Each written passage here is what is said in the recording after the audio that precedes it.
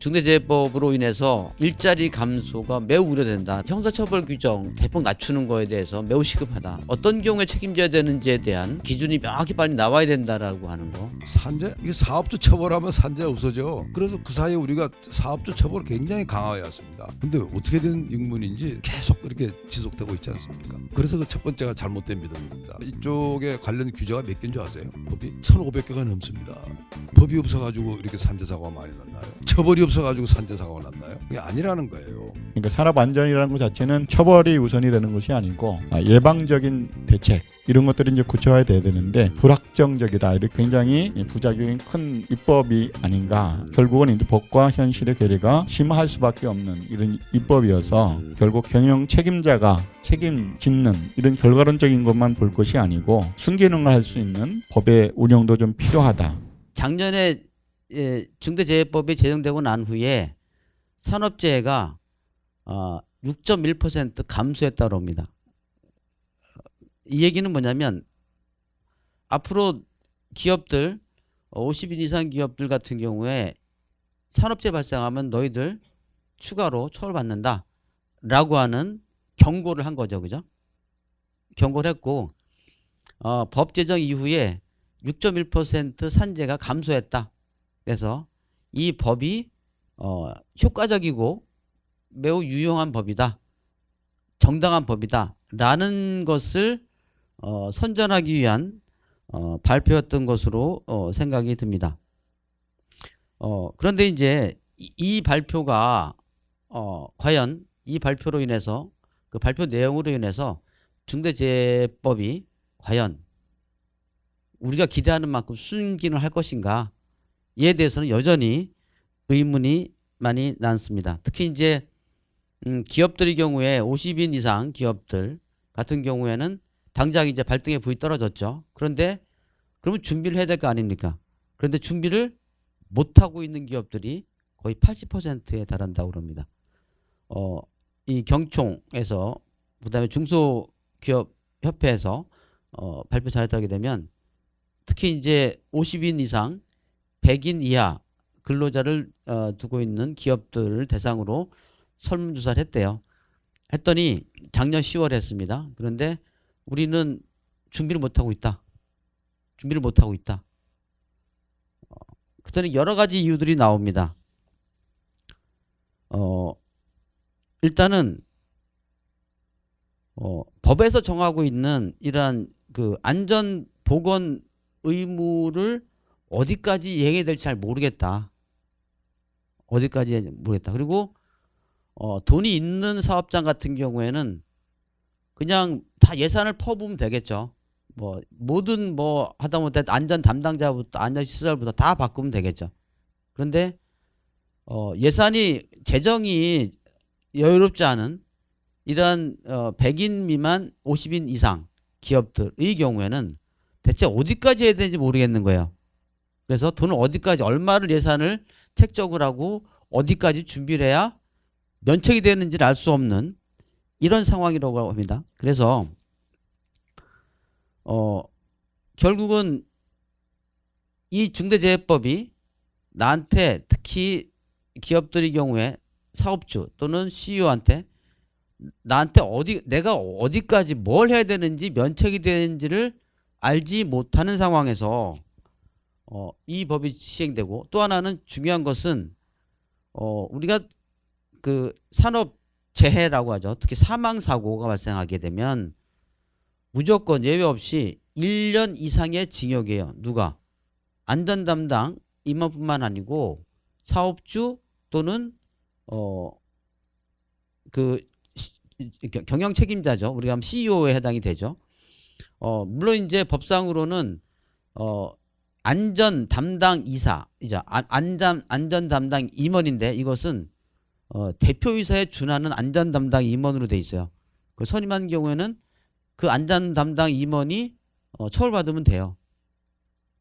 그런데 이 안전 담당 임원을 둘 수 있는 그러니까 다시 대표이사에 준한다는 얘기는 뭐냐면 안전 보건 관련해서는 모든 예산의 결정, 그 다음에 집행, 그 다음에 모든 보고도 그 안전 담당 임원한테 보고하게 돼 있고 최종 의사결정을 다 그 안전 담당 임원이 결정하게 돼 있습니다.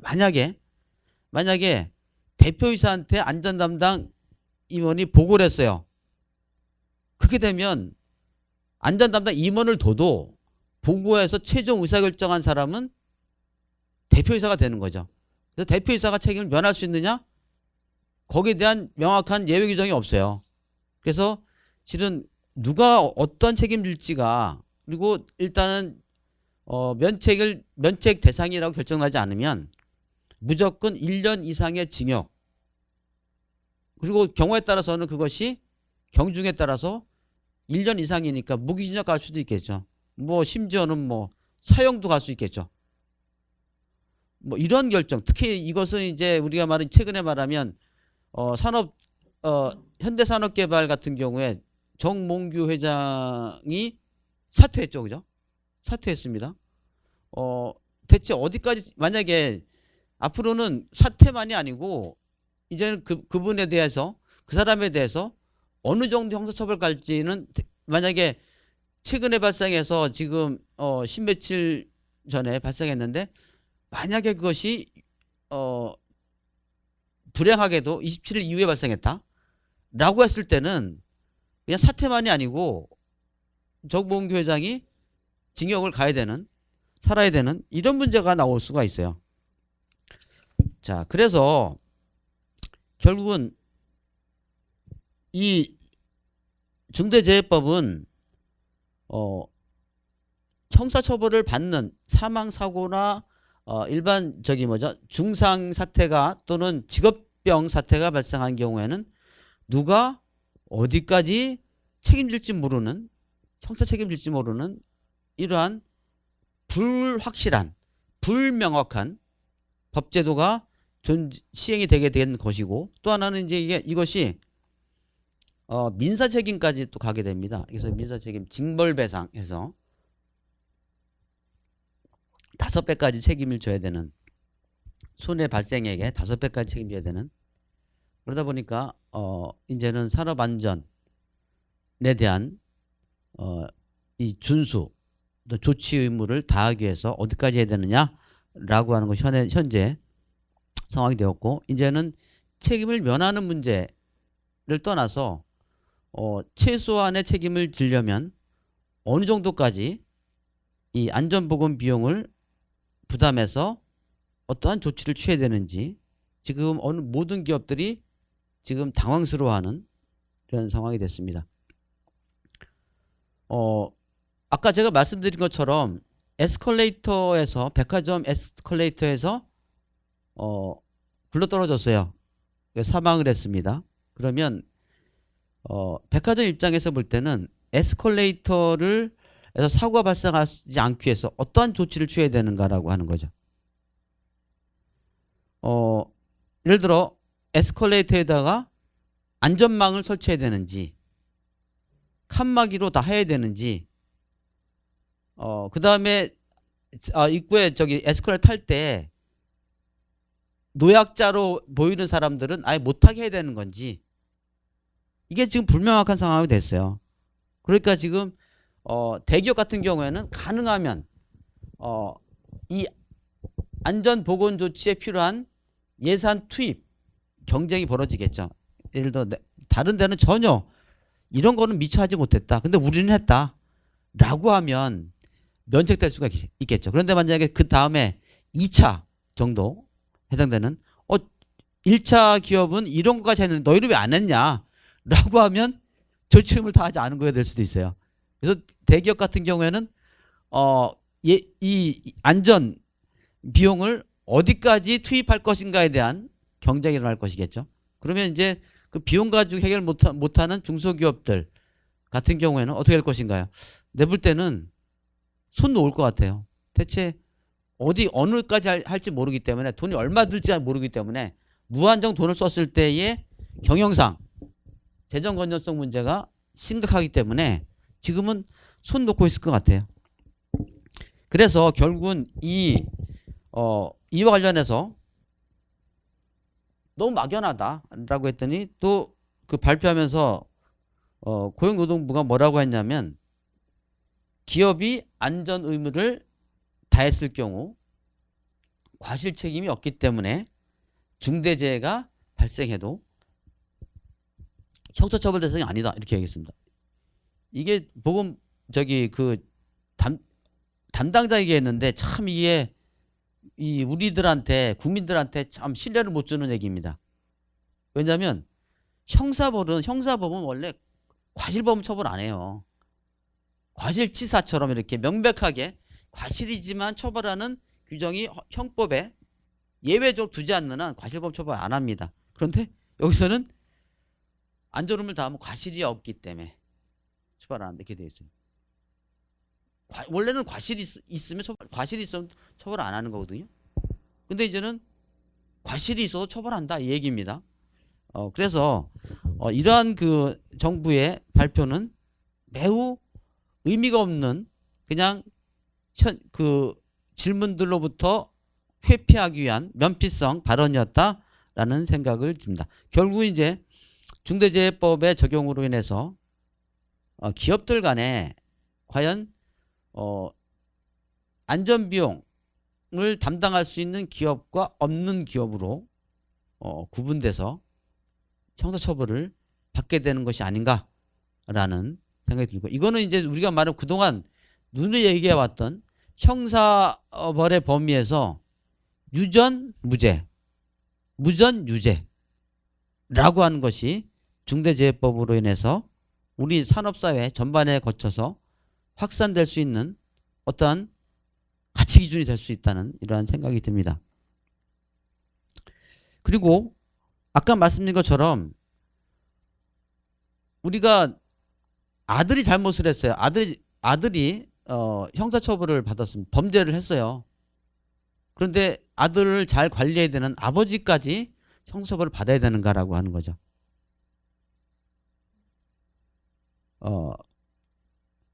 결국은 이 문제는 우리가 연자제를 금지시키고 있는 이러한 헌법 규정에도 위반됩니다.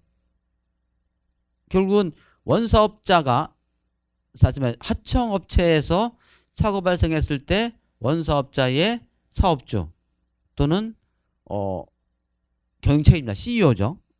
처벌받아야 된다는 거. 만약에 그 원사업자가 안전담당 임원을 대표이사에 준하는 안전담당 임원을 뒀을 때 그 사람이 책임집니다.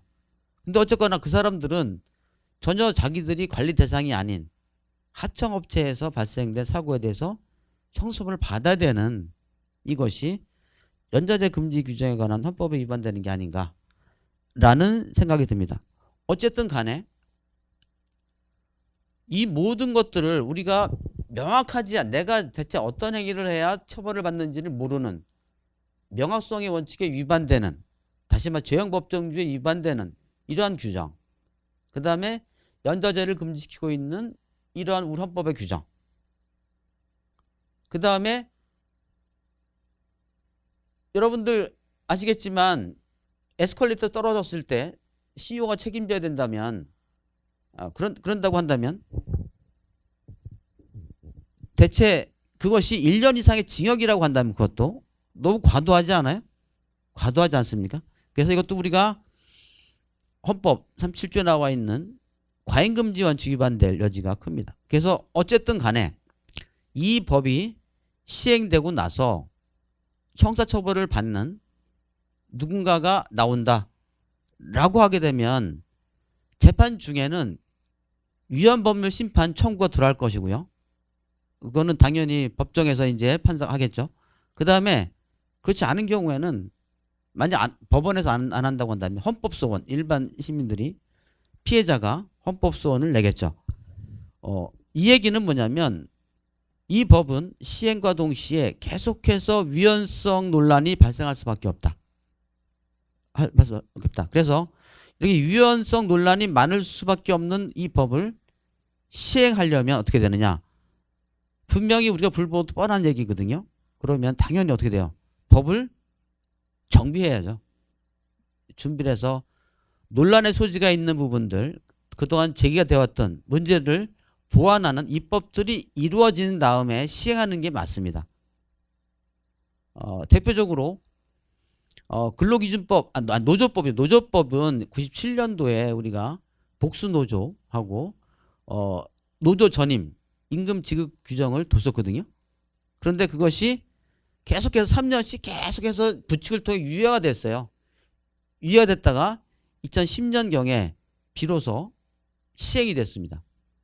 이것처럼 그러한 과정에서 계속해서 유예되는 과정에서 논란이 됐던 부분들을 많이 보완했죠. 보완했습니다. 그것처럼 이제는 너무 많은 논란들이 예상되기 때문에 이 법은 당장 시행보다는 부칙을 개정해서라도 일단은 3년이든 4년이든 유예하는 게 더 필요하다고 봅니다. 그런 관점에서 현재 지금 문제가 되고 있는 현재 시행을 앞두고 이루어지고 있는 현안들, 가장 지금 뭐 문제점이라고 하면 수십 개, 수백 개일 수도 있어요. 하지만 가장 먼저 현안으로 떠오르는 부분들에 대해서 한번 점검해 본 후 그다음에 개선 방안을 제시해 보고자 합니다. 일단은 가장 큰 문제는 지금 안전 보호 조치를 어디까지 해야 될지 모르고, 그 다음에 고용노동부에서 제시한 그러한 애매한 기준 가지고 내가 뭐 어떤 거 설치해야 될지 모르는 이런 상황에서 가장 피해가 큰 데는 결국은 안전 조치를 취할 수 있는, 어쨌든 간에 예산이 부족한, 재정이 부족한 그러한 기업들일 것 같습니다. 이와 관련해서 유의미한 설문이 있었습니다. 조사가 있었고요. 그게 작년이죠. 작년 10월입니다. 10월에 그러니까 법 시행을 앞두고 한 3개월, 2, 3개월 전에 한국경영자총협회하고 중소기업중앙회가 가장 취약한 근로자가 50인 이상 100인 미만인 기업 314개사를 상대로 해서 설문조사를 했습니다. 이 기업들에 따르면 설문에 보면 77.3%가 오늘 27일 이전까지 안전보건 확보를 의무를 이행하기가 매우 어렵다 라는 얘기를 했고, 그 이유가 뭐냐 했더니 안전 투자 비용이 과도하다는 거예요. 그래서 과도해서 감당하기 어렵다라고 하는 게 가장 많았습니다. 그러면 그 비용이 왜 과도하냐라고 했더니 인력을 대체 사람을 안전 담당 임원부터 해가지고 대표이사에 준하는 안전 담당 임원을 둬야 돼요. 그럼 대표이사에 준하는 뭐 급여를 안 준다 하더라도 권한을 줘야 되거든요. 그래서 안전 관련해서는 모든 것을 그 사람이 그 안전 담당 임원이 다 결정해야 됩니다. 그러니까 대표이사는 보고받으면 안 돼요. 보고받으면 당연히 어떻게 돼요? 공범이 돼요. 공범이. 같이 처벌받게 됩니다. 처벌받게 돼요. 이런 것들을 어떻게 구성할 것인가 라고 하는 거, 그 다음에 장비를 어떤 장비를 구입해야 되는가, 그리고 위험 요인이 대체 어디까지냐. 다시 말씀드리면 에스컬레이터에 떨어졌을 때 어떤 부분들을 막아야 되는지, 어떻게 안전 취해야 되는지 잘 모르는 거예요. 그래서 여기에 따른 예산 편성이 어렵다 이런 얘기입니다. 이러한 얘기는 결국은 이 중대재해법이 법뿐만 아니라 시행령도 나왔어요. 근데 시행령도 법에서 나온 것과 거의 유사하게 내용은 많지만 내가 뭘 해야 되는지 명확하지 않습니다. 명확하지 않아요? 그럼 만약에 명확하게 했다 그러면 앞으로는 각 부처별 시행사칙이 나올 수가 있겠죠. 그런데 시행사칙에 나와 있는 것이 법에서, 법률에서 정한 취지에 해당이 되느냐 안 되느냐에 따라 또 달라질 수도 있어요. 시행사칙을 준수했다 하더라도 결국 법원에서는 처벌받을 수도 있어요. 그러니까 시행령이든 시행사칙이든 정확하게, 예를 들어 에스컬레이터에다가 에스컬레이터 침입할 때 기본적으로 그 질병자인지 노약자인지를 판단하는 기준을 정하는, 그래서 직장을 막는 조치를 취하더라도 그것이 그렇게 취했을 때 처벌을 받을지 안 받을지 아무도 모른다는 얘기예요. 아무도 모른다는 얘기입니다. 그래서 이 문제는 입법적으로 법률로 명확하게 기준을 명확하게 어떤 경우에 책임지는지 안 지는지를 정해놓지 않으면 아무리 시행령, 시행처칙에 위임하고 가이드라인에 위임한다더라도 법원에 가게 되면 처벌받을지 안 받을지 아무도 모른다는 겁니다. 자, 봅시다. 중대재해법 4조에 보게 되면 사업주나 경영 책임자 등의 안전, 보건 확보 의무에 대한 규정을 두고 있습니다. 그리고 여기에 보게 되면 재예방에 필요한 인력, 예산, 안전보건관리 체계의 구축 및 이행에 대한 조치 이렇게 돼 있어요. 그 다음에 재해 발생 시 재발 방지 대책의 수립 및 그 이행에 대한 조치. 그 다음에 중앙행정기관, 지방자치단체가 관계 법령에 따라 개선, 시정 등을 명한 사항의 이해에 관한 조치. 안전보건 관계 법령에 따른 의무 이행에 필요한 관리사항의 조치. 이거 취할 의무가 있다. 단 중대한 사유로 이행할 수 없는 경우에는 면책을 둔다. 책임을 그러하지 아니하다. 이런 단서 조항이 있으면 되는데 그 단서 조항이 없어요. 단서 조항이 없어요. 그러니까 대체 봅시다. 안전 보건관리 체계 구축 및 그 이행에 관한 조치가 대체 뭐냐 이거예요. 뭐냐는 거예요. 그 다음에 봅시다. 심지어 중앙행정기관에서 조치를 취했어요. 그러면 그 이행에 대한 조치 취했습니다. 사고 발생했어요. 그럼 면책에 관한 규정을 둬야 될 거 아니에요. 없어요. 그러니까 아까 보시면 시행령에 나와 있는 규정들 다 포괄적입니다. 앞으로 시행세칙 나오겠죠. 그것도 포괄적일 수밖에 없어요. 왜? 담당 공무원이 거기에 대한 책임을 당할 수, 왜냐하면 하라고 이거는 면책된다고 가이드를 줬는데 법원에 가가지고 처벌받았어요. 그럼 어떡할 거예요? 담당 공무원 업무집행상 중대 임무혜태가 있는 거예요. 중대한 과실이 있는 거예요. 그래서 지금 담당 공무원도 조치를 취하기 되게 어려운 상황입니다. 그러다 보니까 돈 많은데 무조건 가장 많은 부분들의 안전조치를 취해놓은 불필요하지만 막 그냥 여러 가지로 쇼윈도우에다 하듯이 안전조치가 뭔지를 막 이 소위 말하는 그 쇼잉을 하는 그러한 기업체는 대기업은 면할 수 있겠죠. 돈을 많이 쓴 데는. 근데 그렇지 않은 데는 어디까지 할지 몰라서 아예 포기. 아예 돈을 1,000만 원 들여서 1억을 들여서 10억을 들여서 효과가 없을 거면 아예 안 하고 처벌받는 게 낫죠. 그래서 내볼 때는 무방비 상태인 것 같아요. 지금 상황에서. 그리고 형사 책임 전가 문제죠. 여러분들 이제 보면 이게 제3자한테 우리가 말하는 원사업자죠. 원사업자가 제3자한테 도급, 용역, 위탁을 줬어요. 그런데 그 위탁을 받은 수탁자가 종사자한테서 중대산업재해 발생했다. 그런 산화가 발생하지 않도록 안전보건조치 취할 의무를 부과시켰습니다. 그런데 그러면 어떤 경우에 면책이 되느냐라고 하는 겁니다.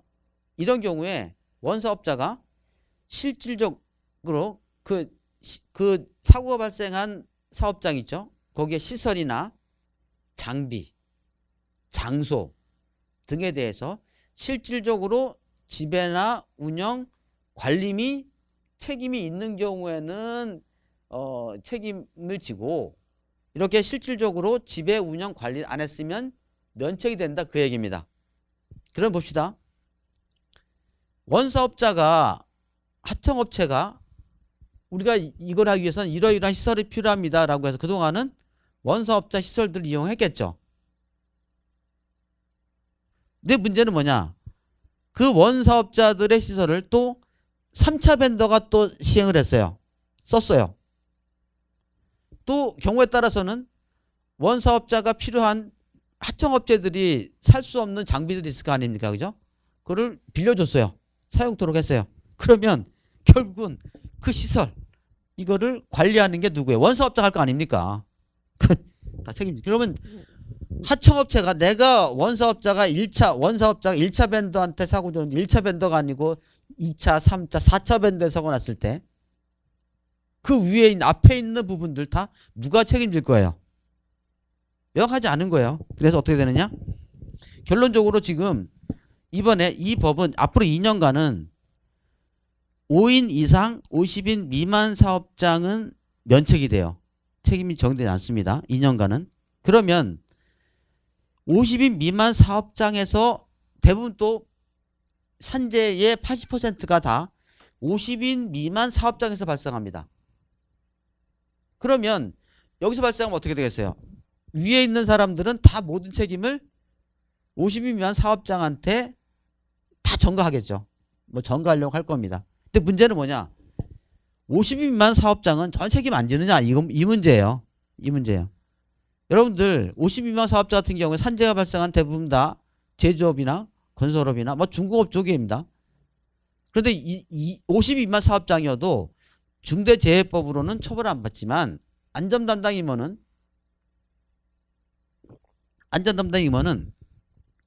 산업안전보건법상 처벌을 받아요. 처벌받게 됩니다. 그래서 문제는 당분간은 22년 동안은 산재 발생하게 되면 끊임없이 모든 책임을 다 50인 미만한테 전가하려고 하는 이런 책임 전가하는 이것이 많다는 게 지금 중소기업들 얘기예요. 특히 50인 미만 사업장들은 사고 발생하게 되면 다 자기들한 책임 전가할 것이다. 이게 두렵다. 뭐 이런 얘기를 합니다.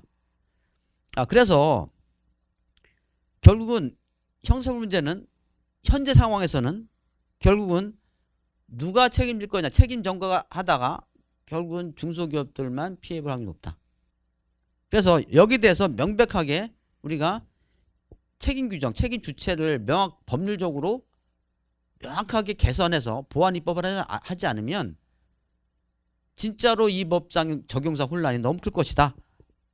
아까 말씀드린 것처럼 법상으로는 우리가 말하면 CSO죠. 안전책임관리자, 안전책임임원이죠. 이걸 둔다 이거예요. 그런데 안전담당 임원이 대표이사에 준하거든요.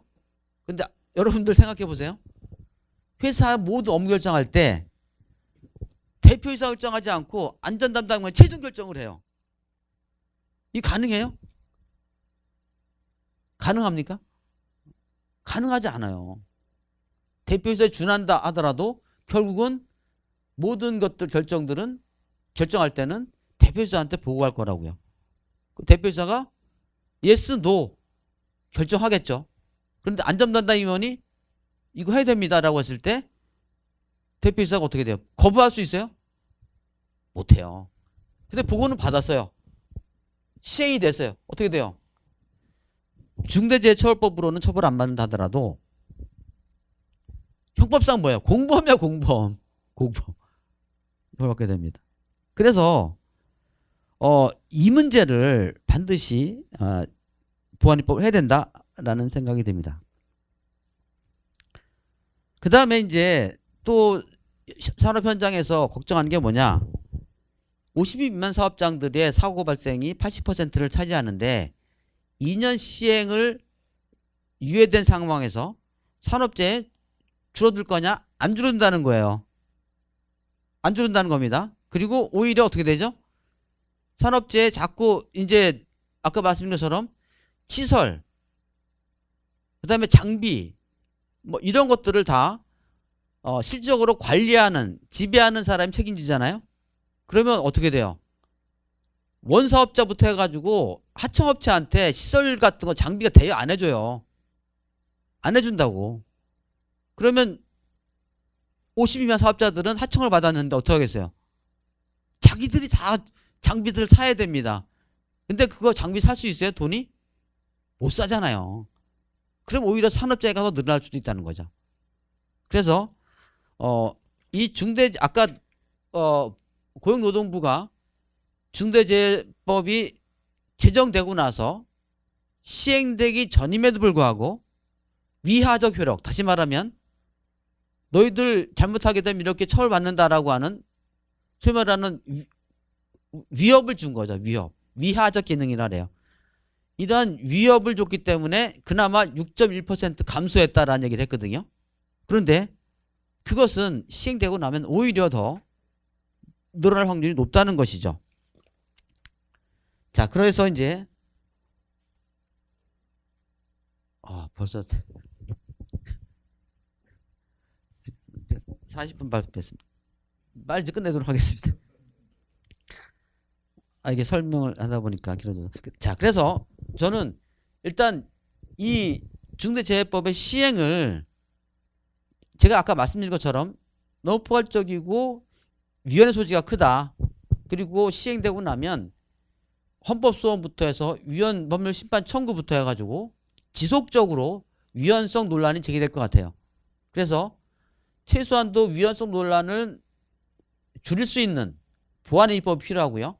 그때까지는 이 법의 시행을 유예하는 게 좋겠다라는 생각이 듭니다. 그래서 아까 말씀드린 것처럼 노조법처럼 법으로는 규정이 됐지만 그 시행을 13년 정도 유예했듯이 13년까지는 아니어도 최소한도 3, 4년은 더 유예해서, 그러니까 일반적으로 3년씩 유예하죠. 3년을 유예해서, 유예라고 하는 것은 50 미만 사업장만이 아니고 전체 모든 사업장들한테 3년을 유예해서 이렇게 위헌성 논란이 제기될 수 있는 소지를 줄이는 게 매우 중요하다라는 생각이 듭니다. 그리고 형사처벌을 좀 완화할 필요가 있다. 유예를 하고 나서 물론 여러 가지 보완될 입법들이 많긴 많지만 일단은 1년 이상 징역이라고 하는 거, 그 다음에 7년 이하 징역, 거기다 또 우리가 징벌배상도 하죠. 그 다음에 행정벌도 또 가합니다. 시정명령대로. 지금 이번에 현대산업개발 같은 경우에는 그 사업면허를 취소한다는 거 아니에요. 뭐 이런 것들부터 해서 이런 아주 우리가 이중처벌들이 계속 강해지고 있거든요. 이런 이중처벌들의 논란들을 최소화하는 게 중요하다. 지금 우리나라는 산안법에 나와 있는, 그러니까 지금 중대재해법의 문제뿐만 아니고 산업안전보건법상의 형처벌 규정도 다른 나라보다 강합니다. 예를 들어 미국 같은 경우에는 벌금이 뭐 한 900만 원 정도까지 이하까지만 처벌하게 됩니다. 우리나라는 지금 중대재해법은 10억 원까지 하잖아요. 형벌을. 그리고 또 독일은 5천 유로 정도, 뭐 이것도 한 뭐 700만 원, 800만 원 정도 됩니다. 프랑스는 뭐 1만 유로, 뭐 1,500만, 1,300만 원 정도 되는 거죠. 일본은 징역이 6개월 이하, 그 다음에 50만 원 이하입니다. 50만 원이라고 하면 500만 원 정도밖에 안 되잖아요. 우리가 기업과실치사법이라고 우리가 좀 중대재해법의 모법인 기업 과실치사법을 제정한 이런 영국의 경우에도 영국은 좀 셉니다. 그래도 2년 이하의 금고입니다. 2년 이하의 금고. 우리나라는 1년 이상 징역, 그 다음에 7년 이하 징역 이렇게 돼 있어요. 그러니까 우리가 사망은 1년 이상, 그 다음에 중상, 그 다음에 직업병 이런 경우에는 7년 이하 이렇게 돼 있어요. 여기에 비하면 영국은 가장 센 영국도 2년 이하의 금고입니다. 징역이 아니고.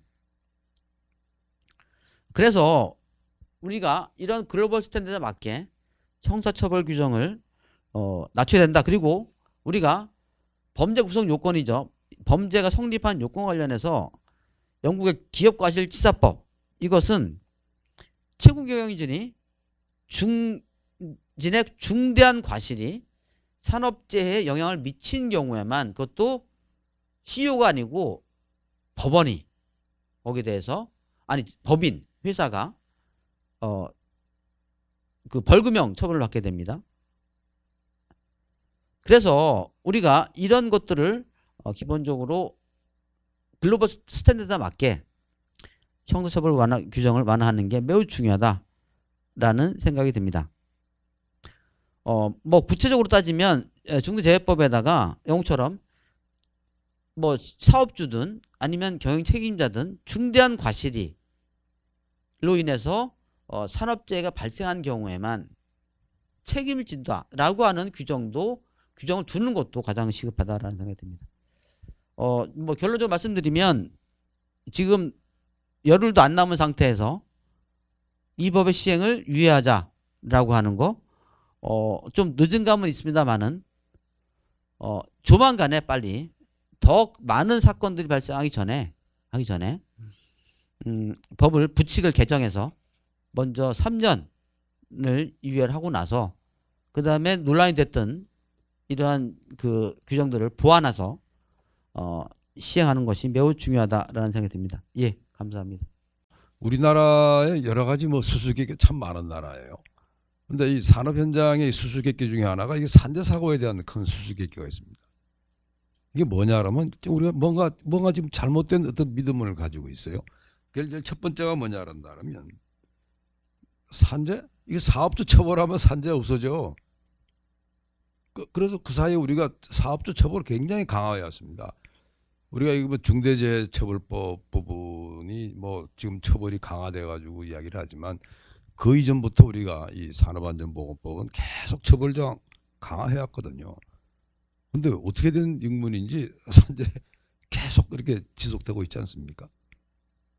그래서 그 첫 번째가 잘못된 믿음입니다. 그다음 두 번째 부분입니다. 이 산재는 이게 비정규직 문제라고 하는 거예요. 어떻게 보면 그럴듯한 이야기예요. 왜? 대부분 이 산재 사고가 나거나 아니면 특히 산재 사망에 이르는 중대 사고 경우에 있어 가지고는 뭐 비정규직 근로자들이 희생이 많습니다. 근데 과연 그게 문제의 본질일까요? 정말 우리 산재가 발생하는 그런 위험한 업무에 비정규직이 하는 게 과연 맞는 걸까요? 정말 위험한 업무를 한다면 꾸준히 그 회사에 일을 하면서 거기서 숙련을 익혔던 그런 분들이 하는 게 옳은 게 아닐까요? 그래서 이게 두 가지 믿음이 지금 우리를 잘못된 믿음이죠. 근데 사실 이 잘못된 믿음을 자꾸 부추기는 세력이 있습니다. 그 이름 말 들어가지고 진보 지식인들이에요. 그리고 또 그걸 가지고 또 이렇게 어떻게 본다라면 정치적인 문제로 만드는 이 노동계. 근데 사실 일반 국민들 입장에서는 이 문제에 대해 가지고 그냥 안타까운 마음이고 그리고 뭔가를 잘하면 안 돼 이런 정도인데 사실은 지금 어떻게 보면 우리가 엉뚱한 처방을 지금 하면서 지금 우리나라가 경제 규모가 세계 뭐 7위 뭐 이렇게 가지 않습니까? 도대체 뭐예요 산재는? 정말 예를 들어 가지고 우리가 뭐 선진국 후진국 그러다 뭐하지만 정말 후진국적인 그런 문제가 이렇게 발생하고 있는 거죠. 자, 이제 이 처벌을 가지고 산재를 줄일 수 있다고 하는 데에 대해서 저는 아니라고 생각합니다. 아까 말씀드린 대로 우리나라 계속 이 산재 나가면 그때마다 이 처벌 기준 강화해 왔고요. 그리고 이 처벌을 위한 여러 가지 규제들이 엄청나게 들어가지고 지금 우리가 이쪽에 관련 규제가 몇 개인 줄 아세요? 법이? 1,500개가 넘습니다. 법이 없어가지고 이렇게 산재 사고가 많이 났나요? 처벌이 없어가지고 산재 사고가 났나요? 그게 아니라는 거예요. 그러니까 사실은 이 처벌을 강화해가지고 뭐 했다란다면 다른 나라를 한번 비교를 해보면 금방 나오지 않을까요? 그럼 다른 나라 예를 들어가지고 우리보다 좀 잘 산다는 나라, 산업 안전이 좀 좋다는 나라 이렇게 봤더니 우리나라보다 처벌이 훨씬 약해요. 아까 우리 정 교수님 말씀하셨죠? 대법원 처벌? 그게 사실은 어떻게 본다라면 벌금형 정도로. 왜? 어떤 사업주가 고의로 사고를 냈겠습니까? 그래서 사실은 어떻게 금전적인 처벌을 하는 거예요. 그러니까 실정 어떤 형벌을 살리는 이런 부분이 있어가지고 지금 우리 경우는 진작 무려 7년까지 처벌할 수 있도록 했는데 다른 나라 어떨까요? 예를 들어가지고 미국, 일본 같은 건 6개월 이하입니다. 그 다음에 좀 유럽이 좀 깐깐하죠. 독일, 프랑스 한 1년 정도 이렇게 잡고 있습니다. 도대체 다른 나라보다 그렇게 어마무시하게 지금 처벌했는데 이게 지금 말이 됩니까? 이제 다른 문제를 한번 보도록 하죠. 이게요 정말 우리 부끄러운 게 있습니다. 어떤 부끄러운 게 있냐 한다면 여러분 산재 사고가 나면요 어떤 분들 경우는 산재 사고 나가지고 뭐 신체가 일부 다친 분이 있을 거예요, 그죠? 근데 어떤 산재 사고는 돌아가십니다. 사망까지 가는 거예요. 그러니까 중대 사고죠. 근데 참 재미나는 게요. 뭐 재미난단 말이 참 어폐가 있는 게 부끄러운 게 뭐냐라면 우리나라가 산재 사고 자체는요. 아까 그 선진국 잘 사는 나라보다 사고율 자체가 한 4분의 1밖에 안 됩니다. 놀라셨죠, 여러분? 산재 사고율이 우리나라가 다른 나라보다 훨씬 작아요. 근데 산재 사망률 가면 다른 나라보다 4배가 많습니다. 이게 말이 됩니까? 산재 사고는 뚝 떨어지고 사망률은 쭉 올라가고 이게 뭐가 좀 이상하죠? 그만한 이유가 있어요. 한번 보세요, 여러분. 여러분도 처벌이 막 엄하다면 어떨까요? 그 처벌을 피하기 위해 가지고 막 애쓸 겁니다. 그죠? 그러니까 어떻게 본다라면 막 그렇게 피하려고 막 하다 보니까 사실은 산재 사고 정도 가벼운 거나 신체 정도 부분은 서로 합의해 가지고 줄여버린 거예요. 근데 사망은 왜 갑자기 올라갑니까? 사망은요, 사람의 생명을 앗아가는 거고, 그건 반드시 그 부분은 경찰 이런 데서 이렇게 조사를 나와가지고 확인이 돼야 됩니다. 그건 숨길 수가 없어요. 그러니까 산재 사고는 사실 있는데도 불구하고 줄이고 사망률은 할 수가 없으니까 올라가는 이런 부분들이고요. 이게 결국 어떻게 본다라면 서로 법을 피하기 위해 가지고 때로는 노사가 담합을 한다든지 또는 업자들이 담합한다든지 정말 이런 부끄러운 일이 벌어지는 겁니다. 근데 사실 이 문제가요. 그럼 산재 사고는 어디서 많이 발생하고 산재 사망은 어디서 발생하냐면 더 마음이 아파집니다. 산재 사고 주로 어디서 날까요? 어떻게 보면 몸이 조금 다쳤어. 요거는 주로 대기업에서 많이 납니다. 예, 대기업에서 조금 다치면요. 그거 다 뭐 우리가 산업안전보건법에 따라서 산업재해 보상 충분히 받고 이렇게 합니다. 그러면 사망은 주로 어디서 나냐 한다면 정말 기가 막힌 노릇이죠. 영세 중소기업들, 비정규직들이 주로 산재 사망 당하는 겁니다. 그러니까 이분들 경우는 어떤 상황이냐면 여러분 영세 중소기업이라 한다면 그렇게 뭐 시설이나 또 그분들 훈련을 할 수 있었을까요? 그거 없는 상태에서 막바로 작업에 투입이 되는 겁니다. 그러다 보니까 아차 하는 순간에 사망이 되는 거고 지난번에 여러분 혹시 기억나십니까? 구의역에 서울교통공사 사고 난 거. 아니 그게 분명한 비정규직 우리 작업자가 일을 하는데 다른 정규직부터 해가지고 다 양해돼가지고 그 부분에서 조심해야 되는 거 아니에요? 그냥 정규직들이 하기 싫은 일 비정규직에 넘겨. 그리고 비정규직 어떻게 돌아가는지 우리는 관심 없어. 이게 과연 옳은 겁니까 여러분?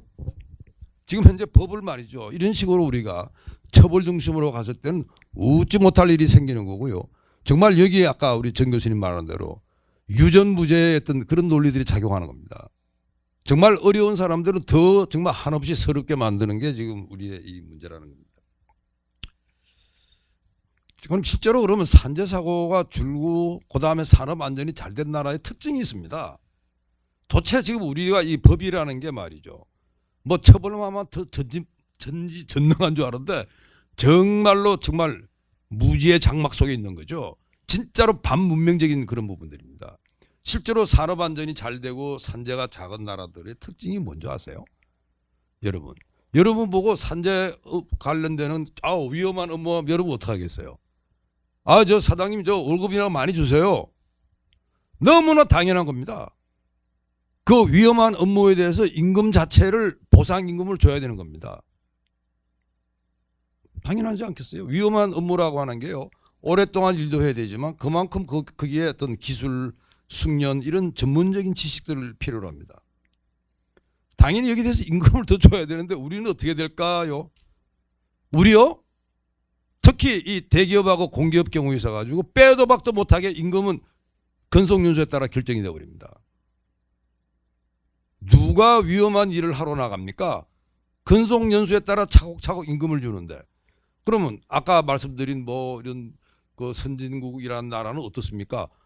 당연하죠. 그 임금은 많이 줍니다. 우리와 같은 뭐 호봉에 따라 결정된다. 어느 나라가 호봉에 따라 임금이 결정이 됩니까? 당연히 임금 체계부터 바꿔야지 이게 잡히는 거예요.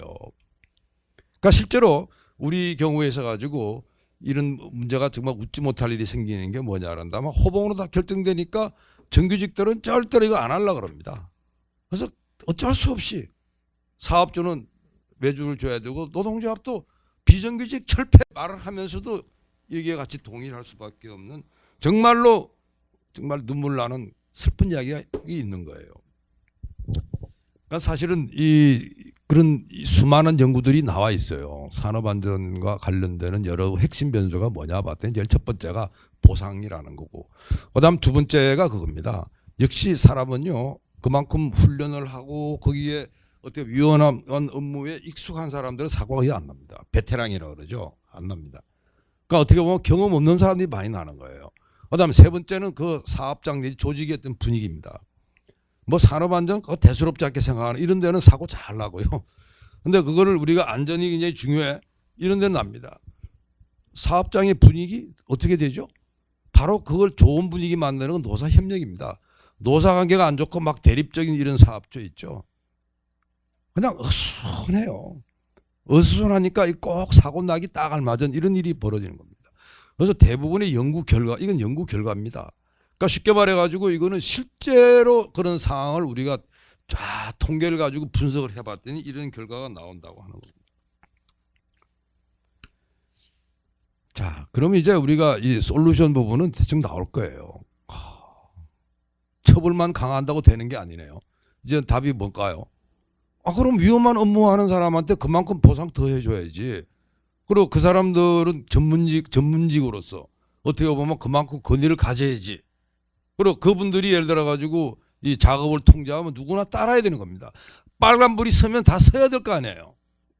그런 어떤 권위를 이 산업안전 회사 내 전문가한테 줘야 되고, 또 그런 업무를 전담하는 또 이런 전문기업들이 많습니다.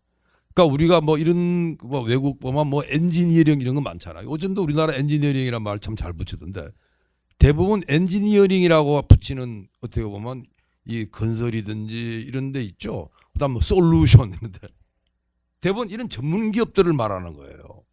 또 그 어떻게 보면 선진국이라는 나라는 바로 이러한 이 전문 기업들 이런 전문직들이 많아가지고 이 산업 안전이 굉장히 고도화된 이런 나라로 이렇게 보셔야 됩니다. 근데 우리는 뭐 사실 이 외주는 무조건 나쁜 거야. 외주가 왜 무조건 나쁘죠? 정말 위험한 업무는 정말 전문가들이 해야 되는 거 아니에요? 정말로 유해한 업무는 전문기업대로 해줘야 되는 거 아닙니까? 무조건 외주는 안 되고 무조건 하청은 안 되고 그렇다고 해가지고 정규직 노동조합 여러분들이 해보세요 그러면 하기 싫어. 그럼 누구 할까요? 당연히 그 문제 하려고 하면 제가 볼 때 정규직 아마 우리 조합원들은 그럴 겁니다. 저 할게요. 월급만 많이 주면 하겠습니다. 줄을 쓸 겁니다. 그렇게 바꿔야 됩니다. 그게 제가 볼 때는 가장 중요한 부분인데, 지금 참 유감스럽게도 우리나라 이 노동조합에서는 호봉제 그거 절대로 안 바꾼다는 거예요. 호봉제 하는 나라 대한민국 유일합니다. 뭐 그냥 저 어느 나라가 있다 그러는데 전 듣도 보도 못한 나라고요. 어느 나라가 그렇게 합니까? 어느 나라가 이 위험한 업무에 대해서 호봉을 가지고 임금을 줍니까? 그다음에 이제 정책 부분입니다.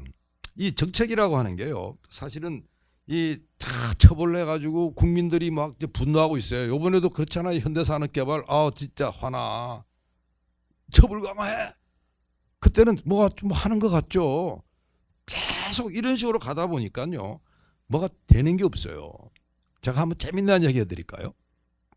여러분들 아마 제가 한번 나라 말해볼게요. 여러분들 아마 조금 우리가 저런 나라 되면 좋겠다 그런다. 뭐 스웨덴 이런 나라 여러분 많이 말씀하시죠, 그죠? 근데 이런 나라가 있습니다. 그 다음에 예를 들어가지고 우리가 저 나라 왜 저래? 뭐 그리스, 뭐 이태리 이런 나라들이요. 최근에 보면 우리가 이태리보다 앞섰다 그러는데 이태리가 망가진 거예요. 근데 그런 나라들의 특징이 뭐냐 그러면요, 처벌이 어마무시하게 무겁습니다. 당연히 여기는 편법이 판을 칩니다. 반면에 이 스웨덴이니 뭐 이런 북부 유럽 심지어 독일 이런 나라에서 가지고는요, 기본적으로 산재 뭐 이 사고 여기에 대해서 우리처럼 이렇게 안 해요. 쉽게 말해서 여기에서 가장 중요한 부분은 뭐냐 그러면 서로 예를 들어 노사의 신뢰, 그리고 이러한 부분들 쪽으로 가는 겁니다. 당연히 지금 이 나라들 경우는 산재 사고율 다치는 거요, 신체가 다치는 거, 사망은 생명을 잃는 겁니다. 사고율 사망률이 다 낮은 나라입니다. 반면에 사고율 사망률이 다 높은 나라는 아까 그런 나라들이에요. 우선 기본적으로 서로 막 불신하고 그다음에 이 처벌을 가지고 막 악용하고 처벌이라는 게 어떻게 할까요? 그거 가지고 사업주를 협박을 한다든지 그다음에 그걸 빌미로 해가지고 뒷돈을 받는다든지 이런 일들이 벌어지는 겁니다. 그게 지금 아까 말씀드린 대로 같은 선진국이라 하더라도 정말 우리가 쟤들 왜 저래? 이런 나라들이 이제 그리스, 이태리 이런 나라들입니다. 프랑스 포함해서요. 그러니까 이게 프랑스 한번 예를 들어 볼까요? 프랑스랑 독일이랑 여러분 라이벌인 줄 아시죠? 한국, 일본처럼 그런 나라예요. 독일이 프랑스보다 산재 처벌 훨씬 약합니다. 프랑스가 거의 유럽에서 최고로 지금 적어도 법적 기준으로 제일 높아요. 아까 우리 정 교수님이 영국에 들어가지고 이 기업처벌법 이야기했는데 사실은 영국은 기업처벌법 도입하고 거의 별로 시행한 적이 없습니다. 근데 프랑스는 말 그대로 해가지고 소방법부터 해가지고 무지막지하게 지금 하는 나라인데요. 프랑스가요? 문제는 독일보다요? 이런 산재 이 사망률이요? 8배 많습니다. 이게 무슨 말일까요? 제발 처벌 가지고 그만 이 국민들한테 쇼하라는 거예요. 처벌 많이 하면 정치가 잘한다고 생각하는 바로 이 문제 때문에 사실은 우리는 산재 문제를 해결하지 못하고 있다는 이런 말씀드립니다. 그러면 우리나라 교수님 희망 있나요? 저는 희망 있다 생각합니다. 우리 마인드만 바꾸면 됩니다. 사실은 이 산재 관련돼 가지고 가장 뭐 어떻게 본다라면 법이든지 그다음에 이런 산업안전의 여러 가지 기술이든지 이게 제일 앞선 나라 미국인데요. 미국도 1970년대까지 어떤 줄 아세요? 70년대까지? 아이고 그거 무서워. 여기도 완전히 처벌 중심으로 갔습니다. 근데 문제는 처벌은 강화했는데 사고 산재가 안 주니까 미국이 그때 생각을 바꾼 거예요. 야 이거 뭐 우리가 잘못 잡고 있구나. 그래서 이 미국은 70년대를 기점으로 해가지고 산업안전정책을 전면 전환합니다. 처벌 중심에서 예방 중심으로 가버리는 거예요. 그래서 예방 중심으로 이렇게 이제 가다 보니까 미국 경우가 산업안전이 잘 되고 산재가 막 줄더라는 겁니다.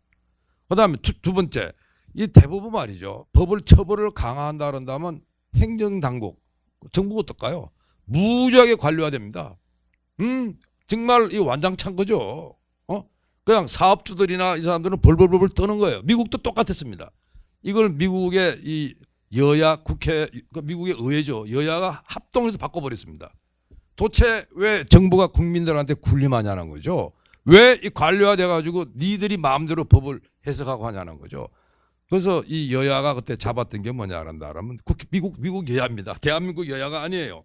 미국 여야는 그 산업안전 규제 단순화시켜. 그리고 중복 규제 없애. 뭐 이런 조치를 취하게 됩니다. 그다음에 행정당국한테 월권 허용하지 않습니다. 모든 이 산업안전에 그걸 가버넌스라고 이야기합니다. 우리 행정거를. 그거 당사자 중심으로 바꿔. 왜 정부가 다 이 중심으로 해야 되지?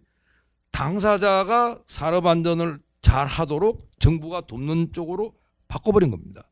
그래서 정책 부분이 상당히 비중이 많이 드는 게 뭐냐라면 산업안전에 필요한 시설 투자해야 될 거 아니에요. 그 시설 투자하는데 돈이 필요해. 그것도 지원해. 그다음에 산업안전에 필요한 여러 가지 교육훈련이 있어. 교육훈련 받아야 돼. 그거 정부가 지원해. 이런 식으로 미국이 바꾼 겁니다. 그러니까 미국도 한때는 이런 어떻게 본다라면 처벌 중심으로 갔다가 이거 잘못된 거를 깨닫고 바꿔가지고 성공한 케이스예요. 자, 이제 우리나라 이야기의 이제 결론을 가도록 하겠습니다. 아까 제가 말씀드렸죠. 우리 산업안전 지금 중대재해처벌법이 작년에 통과했잖아요, 그죠? 근데 작년 초에 뭐 있은 줄 아세요? 작년 초에 산업안전보건법 개정안이 통과됐습니다. 1년도 안 돼가 또 중대재해법 만들어진 거거든요. 이상하죠? 1년 사이에 산업안전 관련법이 하나는 새로 개정하고 또 하나는 불과 1년도 안 된 다음에 이상한 법을 새로 이렇게 만든다고? 그만한 이유가 있었습니다. 여기에 대한 여러 가지 해석들이 있는데요. 그 중에 하나가 뭐냐라면 그 당시에 예를 들어가지고 이제 더불어민주당이랑 정의당이랑 우리가 말이야 국회 말이지 연동형 비례대표제 도입하면 어때? 그래 좋아요 이렇게 서로 간 겁니다. 근데 문제는 이 연동형 비례대표제 하는 데 있어 가지고 더불어민주당 계산해 보니까 별로 이렇게 헬프가 안 되는 거예요. 그러니까 발을 뺐네. 그랬더니 이 정의당 입장에서는 뭐야 이거. 그리고 그 당시 아마 우리가 기억나시죠? 우리 그 고 김영균 씨 어떤 문제부터 여러 가지 어떤 민심이 흉흉했어요. 그래가지고 이 정의당이 중대재해처벌법이 아니고 중대재해기업처벌법이라고 하는 딱 법안을 발의합니다. 근데 여기 예를 들어가지고 또 국민의힘이 또 덩달아가지고 아 우리도 할게. 뭐야? 그다음에 이 더불어민주당이 이게 좀 이상해지니까 기업을 빼고 그냥 중대재해처벌법으로 간 거고. 대략 이런 분위기라고 하는 게 그 당시에 어떤 평가였습니다. 이야기는 뭘까요? 갑자기 산업안전보건법이 금년 초에 했는데 몇 달 만에 또 그걸 한다고? 그만한 이유가 있었던 거는 상당한 부분들이 여기에 어떤 정치적인 문제가 깔려 있었다고 하는 부분들입니다. 아까 이 중대재해처벌법의 법 자체에 대한 이야기는 정 교수님 말씀하셨기 때문에 다시 중언부언하지 않겠지만 제가 이 경제학자라서 다는컨대 기본적으로 이 중대재해처벌법이라고 하는 게 사실 이런 것 같아요. 내가 책임져야 될 문제가 아니야. 근데 내가 책임을 져. 우리 헌법의 가장 기본이 그거 아니겠습니까? 자기가 과실했으면 자기가 책임지는 거지만 자기 잘못도 아닌 거에 대해서 다 책임을 진다고? 불안해서 살겠나? 그리고 아까 우리가 예를 들어 가지고 뭐 어떤 모 회사가 잘못했다 그런다면 야, 그 회사의 면허를 뺏어. 그거 재산권인데? 그거 함부로 해도 되는 거예요? 그죠? 그러니까 제가 볼 때는 그게 어떻게 해서 정부가 함부로 이렇게 자의적으로 해석을 할 수 있는지. 그다음 우리나라는 아마 여러분들이 혹시 느꼈는지는 모르겠지만 우리나라 지금 사법부가 무지무지하게 무섭게 돼 있습니다. 사법부가 법을 다 해석을 하는데 해석이 그냥 단순하게 법의 해석에 넘어가지고 정책에 대한 판단까지 해버립니다. 그러니까 이야기는 뭐냐 한다면 여론이 아주 안 좋아지면 정부는 굉장히 제가 볼 때는 과잉 어떤 조치를 취하기 쉽고 사법부는 그 덩달아 가지고 갈 수 있다고 하는 이런 부분들입니다. 결론입니다. 대한민국 문명국가입니다. 대한민국 민주주의 국가입니다. 우리가 진짜로 문명사회를 원하고 정말 대한민국 민주주의를 만들 마음이 있다는 거요. 산업안전의 ABC, 산업안전의 원리에 맞는 정책을 펴야 됩니다. 제발 이 중대재해처벌법 이런 법에 여러분 현혹되지 마시고요. 정말 중대재해처벌법, 그 산업안전보건법으로 충분합니다. 그리고 그 산업안전보건법도 실질적으로 산업안전을 달성할 수 있고 실질적으로 산업재해를 줄일 수 있는 이 법으로 보충을 해야 됩니다. 성공한 경험 아까 말씀드리잖아요. 그 법을 처음으로 만드는 나라가 미국이었고 그 만드는 미국이 법을 전면 전환했다는 이 점 밝히면서 이만 마치겠습니다. 감사합니다.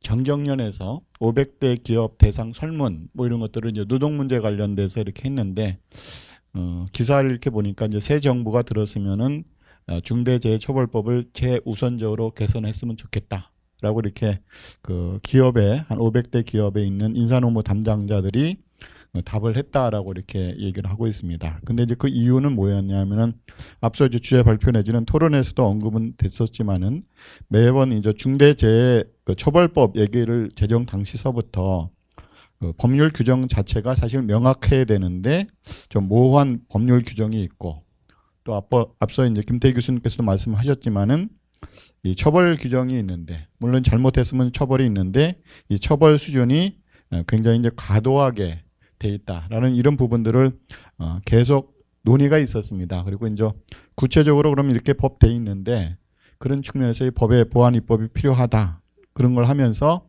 이제 정부에서의 시행령 시행 규칙을 하면서 이 처벌이 능사는 아니니까 그런 기업에서는 뭐를 해야지 제대로 이렇게 잘못했으면 처벌받는 것이지만은 좀 예방적인 대책 그런 것들이 없겠는가라는 것들을 많은 논란이 있었던 것 같습니다. 근데 여전히 그 시행령이나 시행규칙 작업한 그 내용에 대해서도 여러 가지 이제 구체화된 작업들을 했는데 이걸 이제 기업 입장에서 이렇게 봤을 때에는 우리가 어디까지 최선을 다했는데 이렇게 되게 되면은 좀 예방 차원에서 부득이하게 발생했다라고 하면은 그럴 수도 있겠다라고 이렇게 해야 되는데 여전히 이제 입법 시행을 앞두고서도 그런 규정들이 좀 애매모호하다. 그래서 어디까지 해야지 어느 수준까지 해야지 우리가 예방적인 그러니까 산업안전이라는 것 자체는 사실은 처벌이 우선이 되는 것이 아니고 사실은 사업은 해야 되니까 그런 차원에서 예방적인 대책 이런 것들이 이제 구체화해야 되는데 그런 부분들이 여전히 불확정적이다 이렇게 얘기를 하는 것 같습니다. 그러면 이제 결국 책임을 지는 이 법이 중대재해처벌법에서는 이제 유사한 법인 이제 산업안전보건법에서의 법 체계하고 유사하면서도 주된 차이점은 이제 경영 책임자에 대한 책임 이런 부분들을 명확히 하면서 하여튼 산재 사고가 나서 사망에 이르는 중대재해, 뭐 질병도 포함해서 등등 하게 되면은 경영 책임자가 직접 책임을 져야 되는데 그것이 이제 과태료 수준 이런 부분들이 아니고 징역형을 살아야 되는 이런 부분들이 있습니다. 근데 이제 그 입법을 할 때 어떻게 보면 이제 상한에 대한 규정을 두기도 하고 하한에 대한 규정을 두기도 하는데 이 중대처벌법은 하한에 대한 규정을 미리 설정을 해서 1년 이상 징역 뭐 이렇게 갖고 설정을 했던 것들이 굉장히 이제 처벌 규정에서는 좀 이례적인 그런 규정들이어서 도대체 이게 산업 안전과 관련된 부분에서 이렇게 가혹하게 규정을 둘 필요가 있는가라는 부분들에 얘기가 돼 있는데 여전히 이제 그런 측면에서 그렇게 시행하게끔 이렇게 돼 있었습니다. 근데 이제 근자에 사실은 원했던 것들은 아니지만은 이제 우리나라 이제 광주시 쪽에서 이제 아마 건설 현장에서 아마 이제 공사장에서 붕괴 뭐 참사라고 이렇게 언론에서 보도되는 사건이 있는데 이미 이제 사망이 1명, 뭐 실종이 5명, 뭐 이렇게 돼갖고 이제 계속 진행 중인 사건이 있는데요.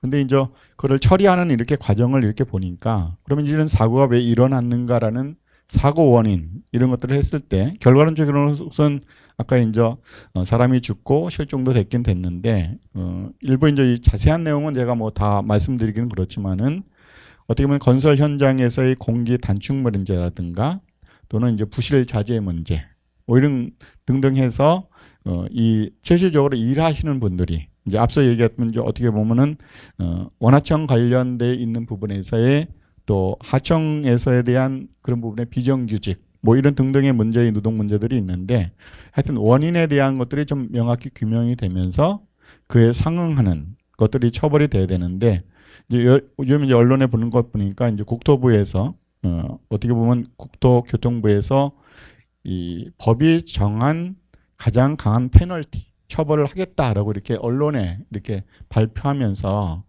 그 처벌이 뭐냐라고 이렇게 했더니 이제 등록 말소 내지는 영업 활동 정지 뭐 이런 내용들이 있더라고요. 그래서 이제 상대적으로 이제 등록 말소 같은 경우는 우리가 이제 기억하기로는 좀 굉장히 좀 큰 사건이었던 성수대교 붕괴 사건 같은 경우에 있어서는 그 당시에 처음으로 이제 등록 말소한 그런 경험이 있는데 하여튼 이번 사건에 비추어서도 이제 그런 것들이 필요하다 이렇게 됐는데 사실은 이제 한 기업이 등록 말소가 되고 영업 활동 정지가 되면은 그에 따른 또 후폭풍도 있을 것 같아요, 사실은. 그래서 이제 이런 문제들을 좀 종합적으로 검토를 해서 결국은 이제 붕괴 참사 이런 것들이 재발되지 않도록 하는 이런 것들이 좀 약간의 시간들을 두고 그런 것들을 예방적으로 할 수 있는 이런 부분들이 없을까 이제 그런 생각들을 좀 고민을 해야 되지 않을까라는 생각이 들고요.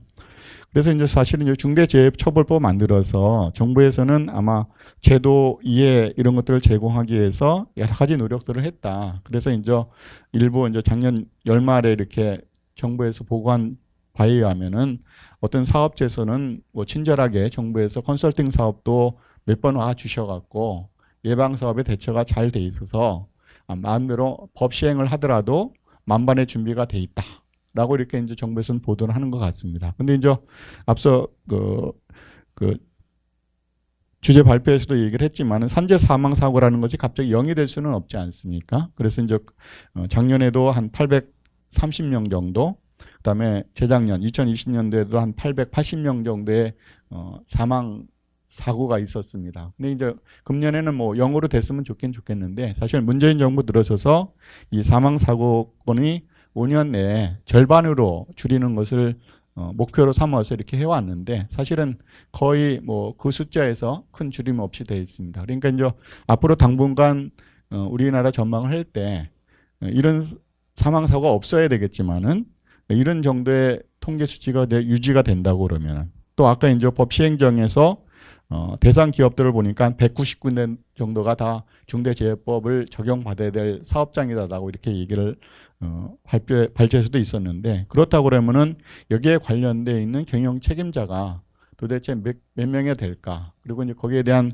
기업 규모에 따라서 그 후폭풍이 좀 어떻게 미칠까? 뭐 이런 부분들도 좀 종합적으로 봐야 되지 않을까라는 그런 생각이 들고요. 그래서 이제 하여튼 이 산재, 사망, 사고 이런 것들이 어떻게 보면 우리가 비정규직의 뭐 제로화 정책을 피듯이 정책적인 방향으로 이렇게 갈 수 있을지 모르지만은 그것이 좀 현실과 괴리가 된 그런 것이라고 그러면은 그런 것에 대한 연착륙을 할 수 있는 그런 제도적인 설계들이 좀 필요하다라는 생각이 듭니다. 근데 하여튼 중대재해처벌법이라는 것이 국회에서 아까 입법 과정에서도 이렇게 보면은 좀 더 치밀하고 또 이런 후폭풍이 없는 입법을 해야 되는데 굉장히 어떻게 보면 졸속으로 이렇게 입법된 부분들, 그러니까 정치적인 입법이라고 만약에 우리가 규정을 할 수 있다라고 하면은 그에 대한 입법의 잘못으로 인해서의 부작용적인 이런 입법 이런 부분들은 현장에서 사실은 산업적인 측면에서도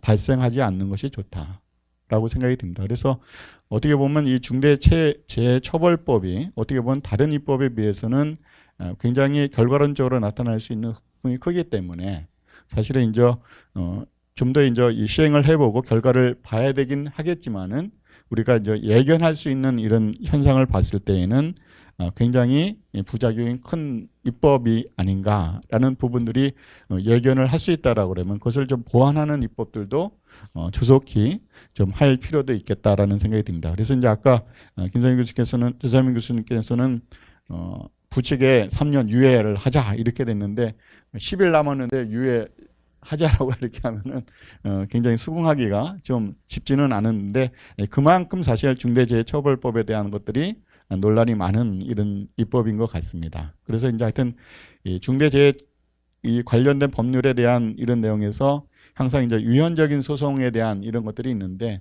위헌 소송 한다고 해서 뭐 바로 그 다음 날 결정해 주는 것도 아니어서 그 사이에 많이 현장에서 일어날 수 있는 이런 부분들을 어떻게 좀 연착륙할 수 있는 이런 것을 할 수 있을까? 그래서 이제 정부에서도 뭐 얘기는 하고 있지만은 결국 산업 안전 관련해서 예방 중심의 산업 안정 정책 뭐 이런 것들은 뭐 아무도 부인할 수는 없는데 정부에서 정말 그 대상이 되는 이제 지금 10일 이후에 되는 1월 27일부터 되는 50인 이상 사업장에 대한 규모에 대해서 과연 이제 이런 현장 지원들을 철저히 할 수 있는지 그리고 이제 최소화할 수 있는 이런 것들에 대한 것들이 충분한지라는 부분들은 아마 많은 행정력적으로 이렇게 쉽지는 않을 것 같습니다. 그래서 이제 이런 부분들에 대해서는 예방적인 이런 정책들을 좀 더 해야 되는데 정부에서는 좀 지원을 적극적으로 확대를 하고 또 컨설팅 같은 경우도 책임감 있는 이런 컨설팅들이 필요한 것 같습니다. 근데 이제 저도 학교가 이제 경기도 쪽에 있어서 경기도 관련된 노동 정책을 일부 이렇게 볼 기회들이 있는데 역시 경기도에는 사업장도 많고 거기에 종사자들도 많습니다. 그리고 이제 산재에 관련된 근저에 여러 가지 이슈된 사건들이 물류센터 사고 이런 것들이 경기도에서도 많이 있었고 또 건설 현장 그런 사건들이 있는데 실질적으로 이렇게 그 현장에 가보면은 이 아마 이제 중대재해처벌법이 진행이 되면은 이제 경찰도 관계가 될 것이고 또 고용노동부의 근로감독관도 관련이 될 것이고 나중에 처벌과 관련해서는 아마 법무부, 검찰 쪽에서도 관여가 됐을 텐데 사실은 그런 부분들에 관해서 갑자기 이분들이 다 전문가가 될 수 있는 데는 좀 시간이 걸립니다. 그러니까 결국은 이제 법과 현실의 괴리가 심화할 수밖에 없는 이런 입법이어서 그런 것들이 좀 더 안착할 수 있게 정부에서 우선적으로 지원할 수 있는 예방적인 이런 부분들은 지금보다도 더 중시하면서 그런 부분에서 좀 책임감 있는 그런 지원 확대들이 좀 필요하지 않을까 생각이 들고요. 그다음에 이제 기업 측 일부 이제 얘기를 들어보니까 그 산업안전보건위원회라는 것들이 사실은 이제 50인 사업장인들의 설치가 돼 있는데 전국에 한 7,000군데 정도가 된다고 그럽니다. 근데 이제 얼마 전에 정부에서 얘기하기로는 7,000군데 정도의 전수조사를 했더니 한 산업안전보건위원회가 한 95% 정도가 설립이 돼서 잘 운영하고 있고 한 5% 정도는 미설립돼 있는데 그걸 잘 보완해서 운영하겠다라고 이렇게 됐는데 사실은 이제 이런 산업안전보건위원회 활성화 관련된 부분들을 실질적으로 설립은 돼 있지만은 그것이 잘 예방과 관련돼서 이렇게 운영하고 있는지 이런 부분들은 또 별도의 또 문제가 또 있습니다. 그래서 이제 이런 부분들을 좀 더 현장까지 이런 법들이 잘 안착하기 위해서는 좀 더 많은 컨설팅과 정부 지원들 이런 것들이 좀 당연히 필요하고요. 다만 이제 그 사이에 앞서 얘기했던 이 법으로 인한 애매모호함으로 인해서 결국 경영 책임자가 책임짓는 이런 결과론적인 것만 볼 것이 아니고 사실은 순기능을 할 수 있는 법의 운영도 좀 필요하다라고 생각이 듭니다. 그래서 이제 잘못이 있는 곳에는 물론 반드시 책임은 있어야 되겠지만은 애매모호한 것 관련해서 정말 생각지도 않은 큰 경영 책임을 진다라고 하면은 그 당사자 한 사람의 문제가 아니고 기업이라는 그 자체에 대한 그 문제가 되기 때문에 결국 그것은 기업주들이 투자를 또 위축시킬 수도 있고 또 큰 틀에서는 또 일자리 자체가 감소될 수도 있는 이런 부분들도 있어서 어떤 것이 좋은 입법인지 이런 부분들을 우리가 점검을 해야 되는 그런 부분들이 아닌가 생각이 듭니다. 그래서 이제 꾸준히 모니터링이나 신속한 대응 이런 것들도 하면서 이 법이 좀 연착륙할 수 있도록 좀 굉장히 좀 노력을 해야 되겠다라는 생각이 들고요. 다만 이제 입법적인 부분에 관련해서는 지금 시점에서는 뭐 때에 늦은 감은 있지만은 만약에 이런 부분들이 부작용이 크다라고 하면은 그 원인에 대한 이런 분석을 통해서 적절한 입법들 이런 방향들에 대한 대안적인 모색 뭐 이런 것들도 계속적으로 좀 관심을 갖고 가야 되지 않겠는가 생각이 들고 다만 이제 입법 순서에서도 앞서 이제 산업안전보건법 잘 전면 개정했다라고 이렇게 했는데 불과 1년 만에 다시 중대재해처벌법 이렇게 하는 입법 과정들을 보게 되면은 굉장히 입법이 좀 더 이게 좀 너무나 이게 정치적인 그런 입법이 아닌가라는 이런 것들을 좀 숨길 수 없어서 사실 이제 재해라는 부분들을 관련해서 우리가 굉장히 어떻게 보면 엄숙하게 받아들이면서도 그것이 순기능할 수 있는 입법으로 하기 위해서는 많은 입법적인 고민이 좀 필요하지 않은가라는 생각이 듭니다. 그래서 일단 모쪼록 법은 시행되더라도 기업에서 이 부분들이 기업 정책에 많은 영향을 미친다라고 하면은 그 영향들을 좀 순기능적으로 바꿀 수 있게 입법적인 그 보완의 노력들도 굉장히 필요하지 않은가라는 생각이 듭니다. 그래서 하여튼 이 법 자체가 많은 논란은 있고 시행을 한다 하니 좀 더 우리 다 관심을 갖고 보면서 부작용적인 그런 부분들이 나면은 가장 빠른 시간 내에서의 보완 입법들도 국회에서 좀 해줘야 되지 않은가라는 생각이 듭니다. 예, 이상입니다. 공감들 해주신 것 같습니다. 감사드리고요. 다만 이제 김 교수님 말씀하신 것처럼 일자리 관련해서 우리가 중대재해법을 봐야 되지 않을까라는 생각이 듭니다. 중대재해법이 시행되면 결국은 특히 하도급 업체들의 수가 줄어들 것 같다는 생각이 듭니다. 어쨌든 간에 본사 또는 원사업자가 가능하면 하청을 주저할 생각이 많이 들고요. 특히 그 부분은 이 산업재해가 많이 발생하는 지역 산업의 경우에 더 심할 것으로 결국은 이 산업재해가 많이 발생하는 사업들은 결국 노동집약적 산업들이 대부분인데 중대재해법으로 인해서 그 일자리 감소가 매우 우려된다라는 생각이 듭니다. 그래서 김태희 교수님 말씀하신 대로 일단은 그 형사처벌 규정을 대폭 낮추는 거에 대해서 매우 시급하다라는 말씀을 드리고 그 다음에 어떤 경우에 책임져야 되는지에 대한 기준이 명확히 빨리 나와야 된다라고 하는 거. 그리고 이승일 교수님께서 지금 부칙을 개정해서 3년주의를 하는 거는 시기적으로는 너무 조급하다라는 말씀에 저도 동의합니다. 하지만 또 이 교수님 말씀하신 것처럼 조만간에 빨리 보완입법이 이루어져야만 아까 김태희 교수님 말씀하신 그러한 일자리 문제도 크게 해결될 수 있을 것 같고요.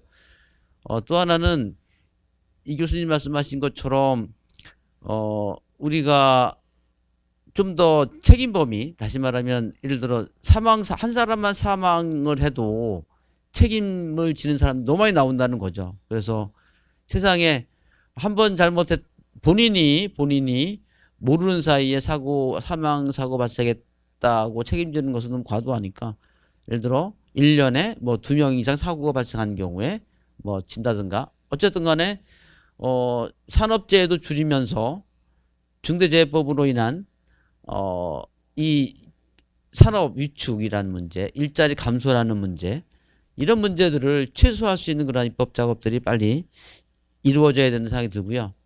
차기 정부는 이러한 그 중대 그 전경련에서 조사한 500대 기업들 얘기한 대로 제일 시급한 것이 뭐냐? 이것은 중대재해법을 개정하는 것이다라고 기업들이 얘기했다는 것은 매우 의미심장한 그러한 답이었다. 빨리 중대재해법이 조만간에 빨리 보완입법이 이루어져서 우리 산업사, 우리 산업 전반에 걸친 어떤 혼란들, 또 위축이라는 거, 일자리 감소라고 하는 거, 이런 부분들이 해결됐으면 좋겠다라는 말씀드리면서 오늘 참석해 주신 여러분 감사드리고요. 또 토론에 참여해 주신 두 분 교수님 진심 감사드립니다. 예, 마치겠습니다. 감사합니다.